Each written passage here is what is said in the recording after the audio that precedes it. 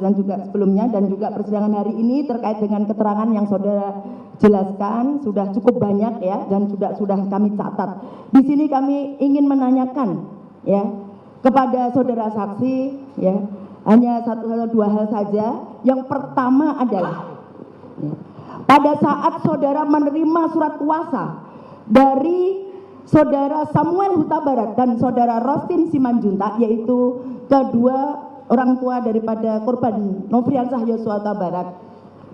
Kemudian saudara sudah mulai melakukan mengirim atau melaporkan ya adanya dugaan tindak pidana pembunuhan berencana terhadap korban Nofriansah Yosua Huta Barat. Pertanyaan saya, dalam hal saudara sebagai penasihat hukum dari keluarga korban Nofriansah Yosua Huta Barat, yang tentunya dalam hal ini mengandung amanah pada diri saudara untuk turut menegakkan kebenaran dan keadilan, serta dalam rangka mewakili keluarga korban dari sisi dan membela korban dari sisi viktimologi. Pertanyaan kami, ketika itu hambatan-hambatan atau rintangan-rintangan apa yang krusial yang saudara temui ketika saudara ingin menguak adanya peristiwa pidana tersebut, baik dari sisi intern kepolisian ataupun dari ekstern atau di luar kepolisian? Saudara jelaskan di sidang yang mulia ini. Hambatan-hambatan yang kami alami atau yang saya alami adalah pertama, komunikasi. Karena alat komunikasi keluarga, dalam hal ini keluarga almarhum Brigadir Nofriansah Yosua Huta Barat, telah diretas dan atau dikacaukan oleh seorang diduga Irjen Pol U menggunakan alat-alat yang diduga milik daripada Barreskrim Polri. Nah, ini berdasarkan laporan intelijen yang saya investigasi. Sehingga setiap kali saya mau berkomunikasi dengan ayah dan ibunda termasuk kakak adik daripada almarhum, handphone mereka tidak bisa menerima maupun tidak bisa keluar. Sehingga saya harus menggunakan telepon orang lain yang berjarak 1 sampai 2 km untuk setiap kali saya mau berbicara. Karena itu di luar perhitungan mereka. Maka 2 orang hadir di sini yang teleponnya sering saya gunakan, yaitu telepon daripada Rohani Simanjuntak dan Sangga Sianturi, saksi Sangga, di samping telepon yang lainnya.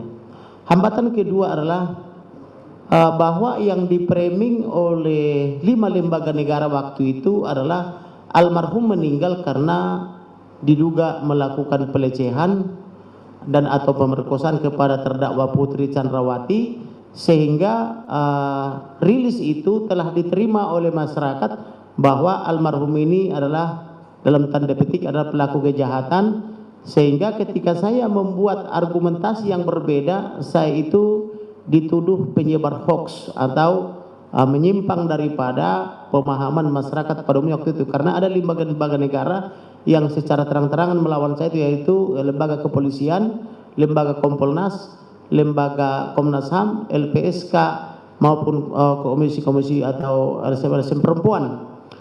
Sehingga ketika kita membawa warna baru, mereka semua sangat bencinya. Bahkan ada seorang Irjen Pol Purnawirawan dari Kompolnas 5 sampai 7 kali saya hitung dia satu hari membuat rilis seolah-olah dia bagian penerangan daripada Polri, memberitakan terus bahwa almarhum ini adalah sangat jahat, memperkosa Putri Chandrawati di Duren 3 Jakarta Selatan. Dan laporannya juga begitu dilapor tanggal 9 itu, satu hari itu juga langsung SPDP langsung sudah seolah-olah segala sesuatu sudah tersedia seperti pekerjaan malaikat, sudah sidik dan seterusnya. Pokoknya belum lagi framing dari penasihat hukumnya bahwa kalau Putri Chandrawati itu adalah korban pelecehan seksual di kamar tidurnya di di Duren 3 itu rumah dinas.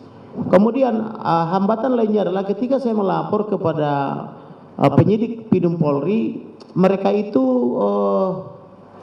sepertinya benci kepada saya, tidak suka dengan laporan saya ini.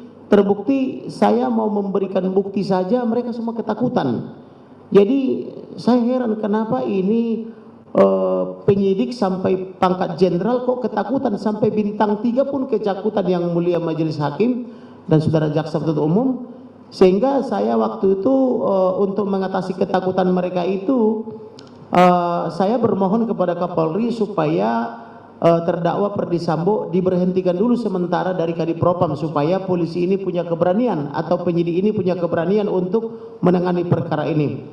Salah hal yang paling menjengkelkan waktu itu, saya membawa bukti di dalam handphone hasil investigasi saya kepada para intelijen, baik dari BIN, dari kepolisian maupun dari tentara-tentara yang mitra-mitra saya, karena saya sudah biasa bergaul dengan intelijen sejak saya masih mahasiswa, karena waktu mahasiswa saya pernah membela 10 orang intelijen yang disersi dan di PHK secara tidak hormat, tapi saya bela jadi kembali mereka intelijen. Jadi ketika itu tidak ada yang berani polisi-polisi atau penyidik ini yang mau menerima bukti saya dari handphone, sehingga caranya harus saya pindah dulu dari handphone ke laptop yang tidak tersambung ke internet.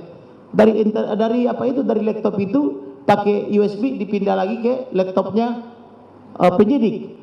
Saya jadi heran kenapa orang ini takut dengan internet, sedangkan saya hanya takut kepada Elohim, kan begitu ya. Ada apa dengan mereka ini?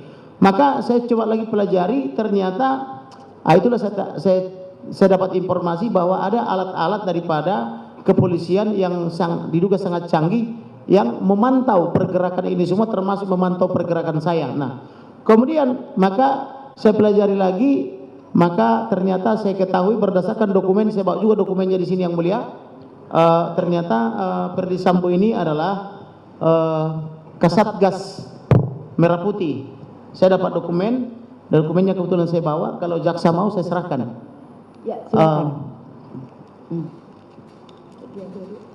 Coba dikasih. Melalui majelis hakim yang mulia. Saya tunjukkan ke majelis hakim atau langsung?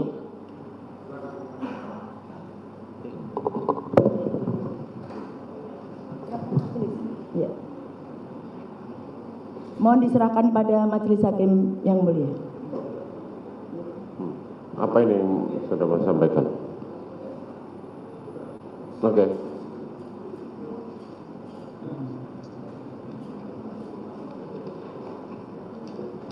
Saya lanjutkan yang mulia. Ya, di dalam dokumen ini saya melihat bahwa hampir seluruh petinggi kepolisian ada di dalamnya, mulai dari jajaran penasehat, pelindung dan seterusnya, dan yang menjadi kasatgasnya adalah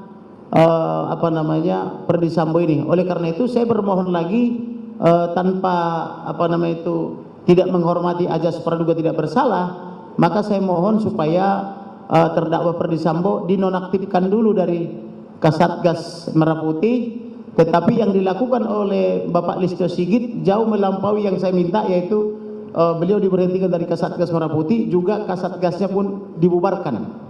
Yang saya minta sebetulnya dinonaktifkan dulu supaya penyidik tidak takut, karena saya merasa heran, saya bertemu dengan bintang 1 sampai bintang 3 di kepolisian, mereka terang-terangan mengatakan cuma Kamarudin aja yang takut, kami aja ketakutan katanya. Itu di ruang jenderal bintang 3 dan disaksikan oleh jenderal-jenderal lainnya. Jadi saya bingung kenapa orang ini kok begitu takut, kan begitu. Rupanya setelah saya pelajari dokumen itu memang semua dedengkotnya kepolisian ada di situ, mulai dari paling senior sampai dengan yang junior ada di situ. Oleh karena itu saya minta tolong nonaktifkan dulu. Lalu hambatan yang berikutnya adalah saya juga dilapor ke polisi sebagai penyebar hoax. Kemudian saya juga banyak mengalami bully-bullyan waktu itu, bahwa saya itu dianggap tukang sihir, saudara jaksa penuntut umum, dan juga ahli nujum dan sebagainya. Tetapi saya yakin dengan keyakinan saya, dengan iman saya, maka saya selidiki terus siang malam perkara ini. Kurang lebih saya 3 bulan tidak tidur, karena saya memang sudah biasa tidak tidur juga. Saya paling rebahan sebentar, kerja lagi. Maka banyaklah dokumen yang saya dapatkan, baik yang resmi, kebanyakan dari para intelijen, dengan cara tolong jangan buka nama saya karena saya masih aktif misalnya, atau dia mengirimkan dokumen melalui WhatsApp dengan cara menyembunyikan profilnya, hanya terkadang dibikin gambar boneka atau gambar wayang begitu, yang disebut oleh majelis hakim sebagai anonim. Gitu kira-kira saudara jaksa. Dan satu lagi yang paling sering adalah saya selalu dibuntuti pergi kemana dan sebagainya. Bahkan beberapa hari yang lalu saya pertemuan dengan klien di rumah makan sederhana di Ben Hill. Tahu-tahu ada yang membuntuti saya, 2 orang pakai sepeda motor, kemana saya pergi difoto, dibuntuti. Bahkan ketika saya pergi dari situ masih ada terikot di handphone saya. Klien saya mengingatkan, apakah Bapak pakai pengawal? Ada loh yang membuntuti Bapak setelah pergi, tarikan begitu. Kira-kira begitulah hambatannya saudara jaksa penuntut umum.